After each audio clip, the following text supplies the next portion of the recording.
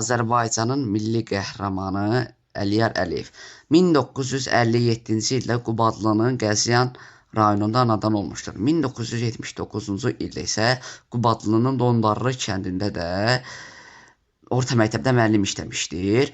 Sarınsk Dövlət Universitetində isə mütəxəssis kimi çalışmışdır. Yunan-Roma güləşində də ölkələr ittifaqı arasında da dəfələrlə yer tutmuşdur. Birinci Qarabağ müharibəsi başlayan vaxtı komandir olanda pəhlivanlar taboru qurur. Taborda isə neçə dəfə ermənilərə qarşı qan utdurmuşdular. Uğurlu əməliyyatda aparmışdılar. Ermənilərin mövqelərində olan Gorusda da erməniləri də ağır itkiyə məruzə qoymuşdur. Şurnuxu əməliyyatında isə ermənilərin canlı qüvvəsində məhv eləmişdir. 1992-ci ildə isə Tikanlı Zəmi uğrunda döyüşdə də şəhid olmuşdur.